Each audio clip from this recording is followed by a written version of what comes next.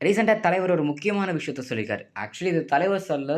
நெறைய ரூமரா இது உண்மையா? பொய்யா? அப்படின்ட்டு தகவல் எனக்கு தெரியவே இல்ல. ரீல்ஸ் அண்ட் ஷார்ட்ஸ்ல அடிக்கடி எனக்கு இந்த இது வந்துகிட்டே இருக்கு. அதுதான் தலைவரோட லாஸ்ட் மூவி. தலைவரோட ரிட்டயர்மென்ட். அதாக்கப்பட்டது இப்ப ரீசென்ட்டா தலைவர் வந்து பார்த்தீங்கன்னா, ஜெயிலர் படத்தோட பார்ட் 2 பண்ணிக்கிட்டு இருக்காரு. இது தலைவரோட 172 அண்ட் தலைவர் அவரோட 173 வந்து பார்த்தீங்கன்னா, ரஜினி, கமல் அண்ட் காம்போல வருது.